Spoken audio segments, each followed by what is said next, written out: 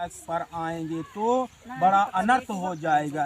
इतना सोचकर मंत्री प्रणाम करता रहा, सन की आराधना करता रहा। प्रसन्न होकर शनिदेव ने कहा, क्या चाहते हो? मंत्री ने कहा, यदि आपको आना है तो इतने समय के लिए 7.5 वर्ष के लिए मत आइए। इस प्रकार शनि ने कहा, अच्छा 7.5 महीने के लिए ही सही। फिर मंत्री ने इतना भी स्वीकार नहीं किया। तब शनिदेव ने 7 दिन की ही अवधि रखी। पुनः मंत्री ने स्वीकार नहीं किया तो मंत्री प्रार्थना करता रहा। तब शनिदेव ने केवल 2.5 घंटा के लिए ही कहा।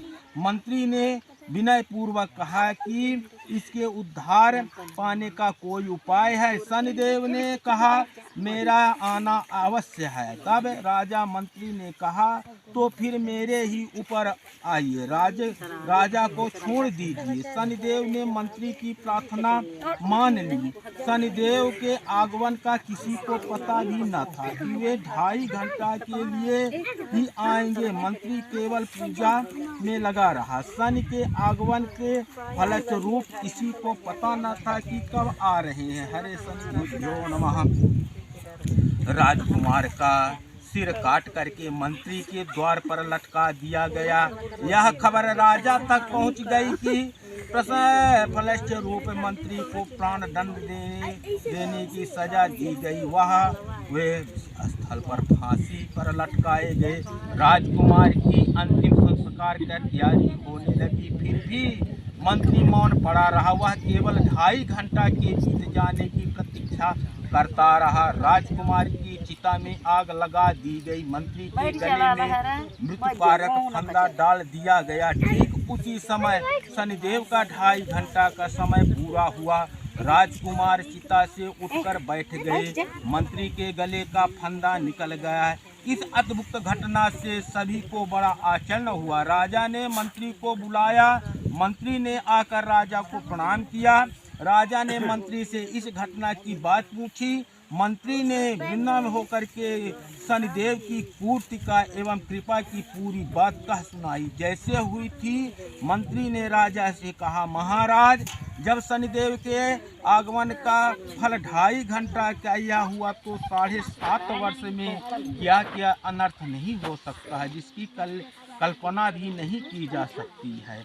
मंत्री ने राजा के प्रति सच्ची सेवा, भक्ति एवं त्याग की प्रशंसा की तथा शनिदेव की को किसी सिर झुका करके उनकी कृपा प्राप्त करने के लिए प्रार्थना की। किसी देश में एक राजा राज करता था। वह पक्का सत्यवादी था। एक बार आपने नगर में एक मीना बाजार लगवा दिया।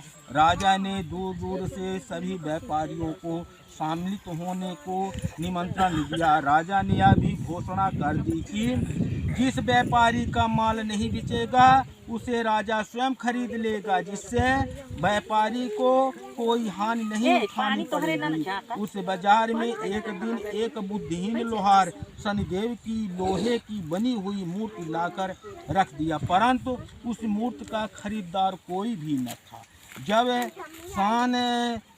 जानबूझकर कौन विपत्ति मोल ले। सायंकाल राजा के कर्मचारियों ने उसे लोहार की दुकान पर आए और शनिदेव की प्रतिमा खरीदकर राजा के महल में ले गए। राजा रात में अपने महल में सो रहा था। उसने देखा एक तेजस्वी नारी मूर्ति उसके शरीर से निकल करके दरवाजे की ओर जा पड़ी। राजा ने पूछा, तुम कौन हो? मूर्ति ने उत्तर दिया कि राजा, मैं लक्ष्मी हूँ। तुम्हारे घर में अब शनि का वास है, इसलिए हम दोनों एक साथ नहीं रह सकते।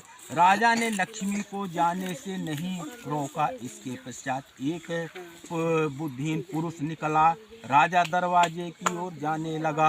राजा ने पूछा, तुम कौन हो? उसने उत्तर दिया, मैं वैभव धन संपत्ति हूँ।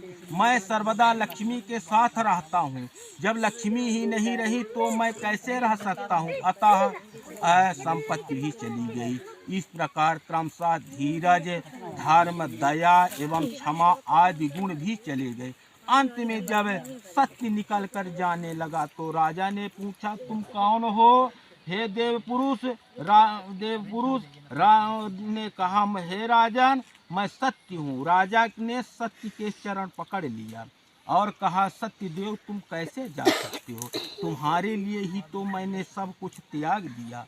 आज तक मैंने तुम्हें नहीं छोड़ा। मैं संसार को छोड़ सकता हूँ, परंतु तुम्हारी रक्षा सदैव करता रहूँगा। राजा की बात को सुनकर के सत्यदेव ने निंकित होकर के उन्हें रुकना पड़ा। बाहर खड़े खड़े सभी दया, शक्ति, लक्ष्मी प्रतीक्षा कर रहे हैं, परंतु जब सत्य राजा का परित्याग करके उनके पीछे ना जा सके तो वे सभी लौट आए। लक्ष्मी ने कहा, हे राजन, तुम्हारे सत्यपाल ने तुम्हारी रक्षा की है, इसमें विश्वास हो गए हम सभी को आना पड़ा। तुम्हारे जैसे सत्यवादी राजा पुरुष कभी भी दुखी नहीं हो सकता है। राजा ने सत्य के प्रति अटूट संबंध रखने लगा।